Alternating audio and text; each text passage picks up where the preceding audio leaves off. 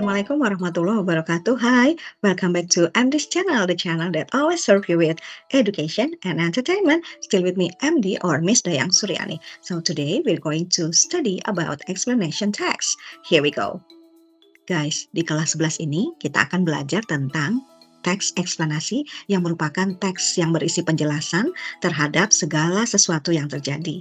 Dan di teks ini juga kita akan belajar why and how something happened. Nah, seperti kita lihat ya, definisi dari teks eksplanasi ini adalah a text which tells about the process relating to the forming of natural, social, scientific, and cultural phenomena. And this text is used to say why and how of the forming of the phenomena. And also, this text is often found in science, geography, and history textbook. Okay, now let's go on to the next explanation. What is the purpose and social function of this text?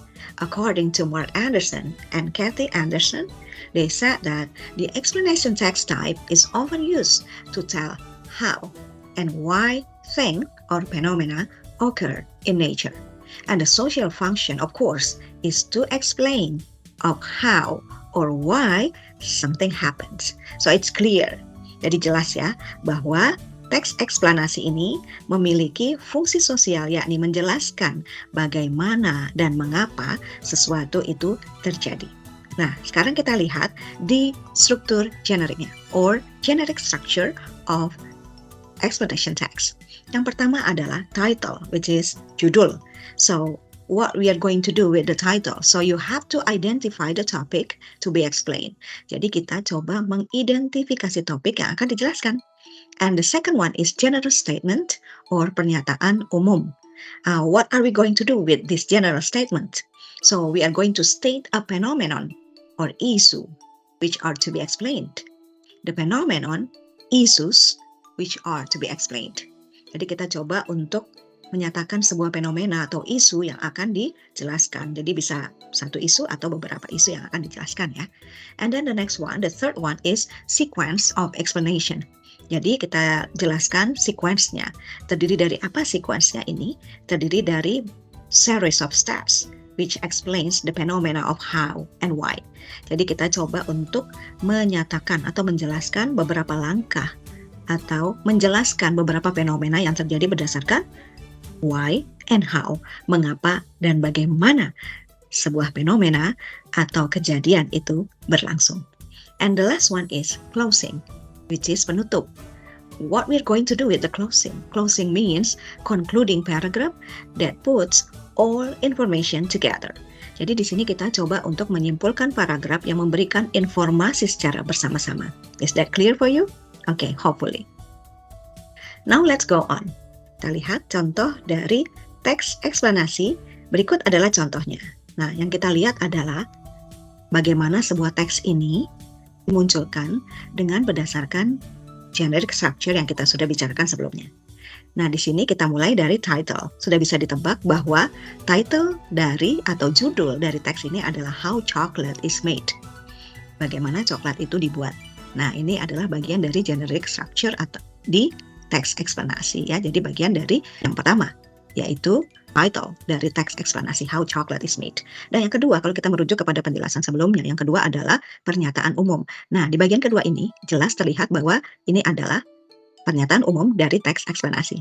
Isinya, have you wondered how we get chocolate from?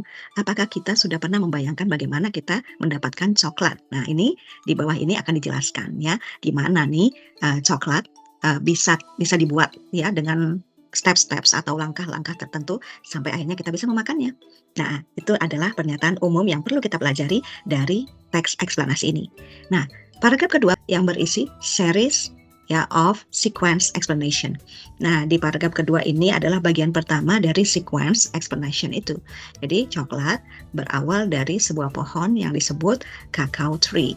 Chocolate starts a tree called cacao tree. Nah, jadi disinilah awal dari series or sequence of explanation. dan lain sebagainya itu merupakan kalimat-kalimat pendukung dari kalimat awal. Dan ini kita sebut dengan sequence of explanation. Ini yang pertama.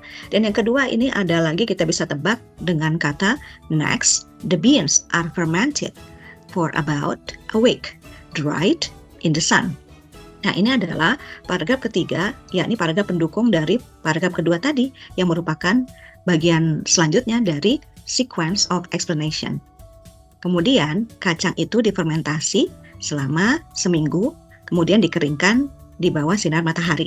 Nah, itulah yang merupakan kalimat pendukung atau sequence of explanation dari teks eksplanasi, paragraf pendukung dari paragraf yang saya sudah sebutkan sebelumnya. Dan yang ketiga, the next process is winnowing.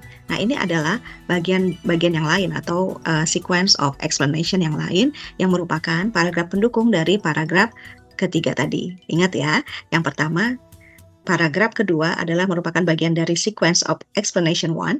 Kemudian next, the beans are fermented, itu merupakan sequence of explanation 2. Dan yang ketiga, the next process is winnowing. Nah, ini adalah sequence of explanation part 3. Jadi ada 3 paragraf yang menjelaskan tentang sequence of explanation.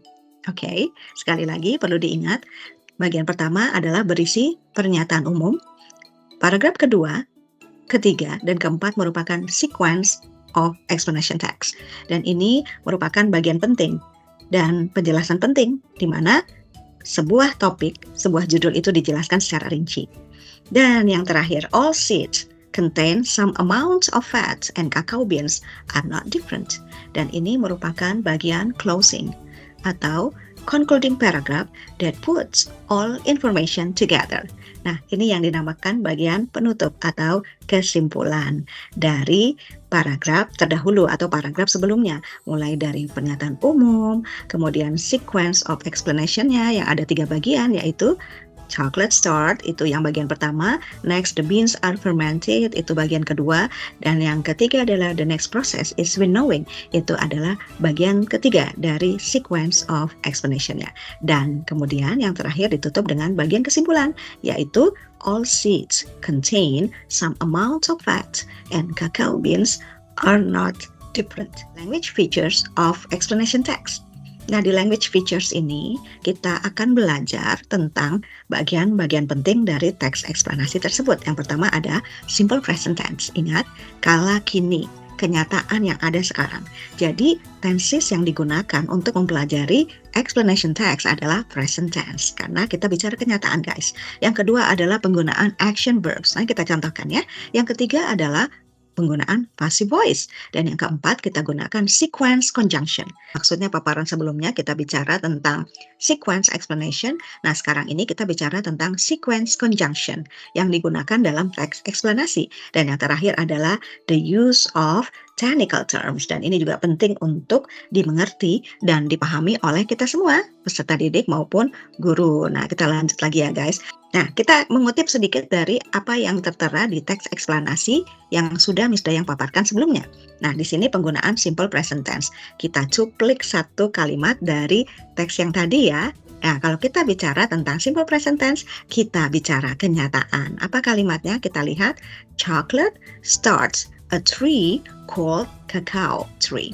Nah, itulah yang dinamakan dengan kalimat present tense. Kita lihat ada kata starts dan diakhiri dengan huruf S, ya, menandakan bahwa coklat ini adalah bentuk tunggal ya. Jadi kita bisa sebut sebagai orang ketiga tunggal. Selain dari itu adalah he, she, dan chocolate representing it, ya.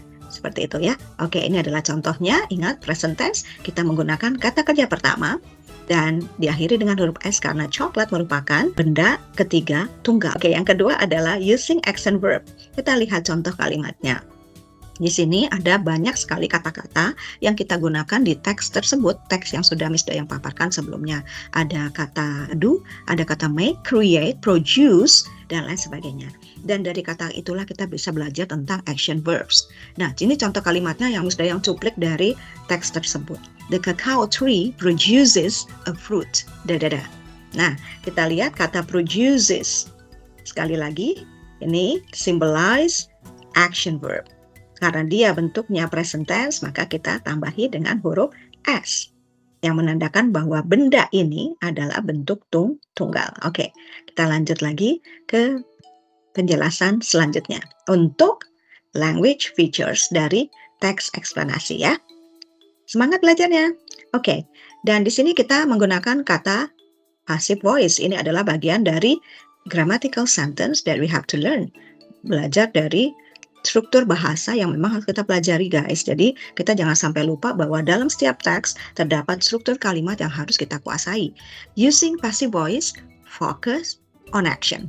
Jadi kita gunakan kalimat-kalimat passive voice di dalam teks eksplanasi ini. Dan ini sekali lagi Miss Dayang cuplik dari teks sebelumnya. Chocolate are often shorted and blended. Nah, yang mana nih yang menandakan kalimat ini mengandung struktur passive voice? Kita lihat.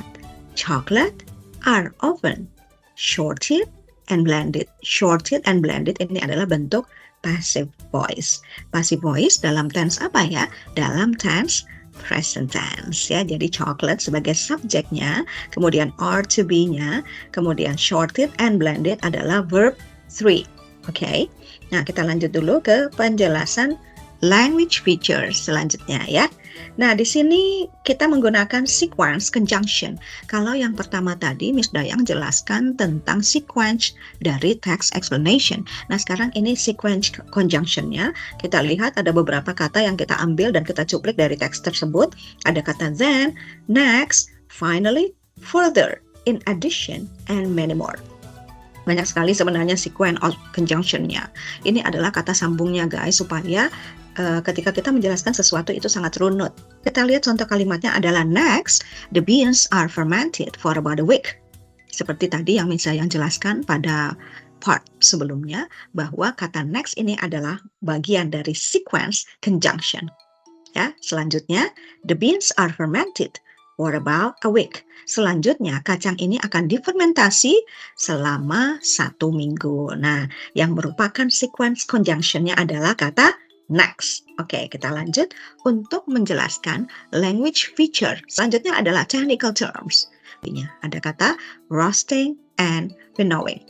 Ya, jadi the next process is winnowing. Nah, jadi disinilah beberapa technical terms yang sering dipakai dan digunakan untuk menjelaskan sebuah teks. Ya, oke, kita lanjut ke question and answer session. Nah, Miss Dayang maunya kalian coba untuk menulis sebuah kalimat dari teks yang sudah Miss Dayang jelaskan pada bagian sebelumnya yang merepresentasikan language features of explanation text, dan tolong dijawab melalui comment spot in this video. Please write down your answer through the comment spot on this video. Sekali lagi kita fokus kepada the use of language features in this explanation text. Ada 5 ya. The first one is simple present, the second one is action verbs, the third one is passive voice, the next one is sequence conjunction, and the fifth one technical terms. Apakah kalimat yang mengandung language features berikut ini ada dan bisa ditemukan di teks yang sudah Miss Dayang paparkan tadi. Thank you for being here together with MD, and Assalamualaikum warahmatullahi wabarakatuh. Bye-bye.